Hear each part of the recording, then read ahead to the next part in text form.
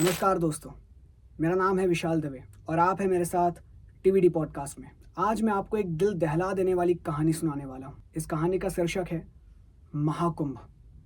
तो चलिए इस कहानी की शुरुआत करते हैं बिना देर किए।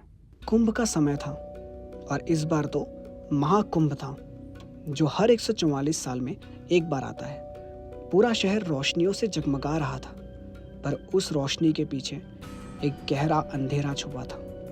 शहर में अजीब हादसे हो रहे थे, लोग गायब हो रहे थे और कुछ की लाशें शहर के बाहर जंगल में मिल रही थी। पुलिस के पास इस बात का कोई जवाब नहीं था। हर लाश का एक ही पैटर्न था, वो सभी गुनहगार और बलात्कारी थे जिन्हें कभी सजा नहीं मिली थी। एक दिन शहर में एक अजीब बाबा का आगमन होता है।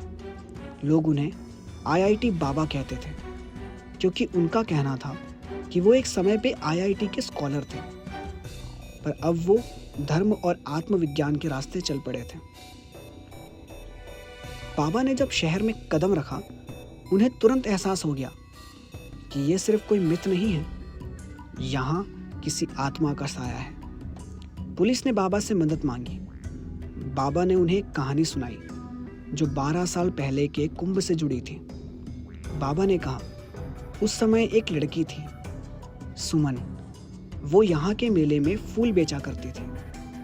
बहुत चंचल, हंसमुखी थी, पर एक दिन कुछ दरिंदों ने उसके साथ बलात्कार किया और उसे मारकर उसकी लाश शहर के बाहर दफना दी। उसका गुनाह कभी सामने नहीं आया और अब वो आत्मा इंसाफ चाहती है। पुलिस ने 12 साल पहले की केस फाइल्स निकाली और सुमन के केस की जांच शुरू की। इन्वेस्टिगेशन में पता चला कि सुमन की रेपिस्ट, सुमन के बलात्कारी वही लोग थे जो अब लाशों के रूप में मिल रहे थे।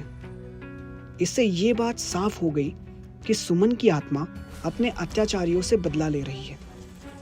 जब पुलिस ने बाकी बचे बलात्कारियों को पकड़ा तो उन्हें बाबा के पास ले जाया गया। बाबा ने सुमन की आत्मा को बुलाने के लिए एक हवन रखा। हवन के बीच अचानक ठंडी हवा चली और दिया बुझ गया। एक भयानक आत्मा का आगमन हुआ। वो सुमन की आत्मा थी। उसकी आंखों में बस गुस्सा और दर्द था। सुमन की आत्मा ने उन दरिंदों की तरफ देखा और चीख कर पूछा, तुम्हें याद है वो रात जब तुमने मेरी जिंदगी छीन ली थी? मैं इंसाफ चाहती थी, पर मुझे मिला सिर्फ अंधेरा। उसकी आवाज से पूरा मंडप कांप गया। बाबा ने कहा, सुमन, ये लोग तेरे सामने हैं, अपने दुख को खत्म कर। सुमन की आत्मा एक एक करके उन सभी दरिंदों को सजा देने लगी। वो चीखते रहे, पर कोई उन्हें बचा नहीं सका। जब आखिरी दरिंदा गिर गया तो सुमन की आत्मा एक बरसती हुई रोशनी में बदल गई। उसने बाबा को देखा और कहा, अब मुझे शांति मिल गई, आपका धन्यवाद। बाबा ने मंडप के दिए को दोबारा जलाया और कहा, जो गलत है उसका अंजाम हमेशा बुरा होता है। सुमन की आत्मा अब शांत है। महाकुंभ के इस पावन अवसर पर इस तरह ये अंधेरा भी चला गया और एक मिसाल छोड़ गया कि इंसाफ चाहे देर से मिले, पर मिलता जरूर है। तो ये थी महाकुंभ की दिल दहला देने वाली कहानी।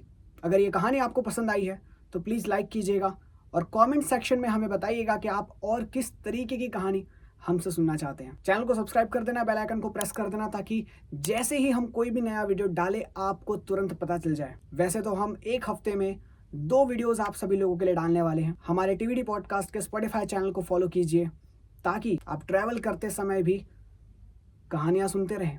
चलिए ठीक है, अब अगले वीडियो में आप सभी लोगों से मुलाकात करेंगे। धन्यवाद। मेरा नाम है विशाल दवे।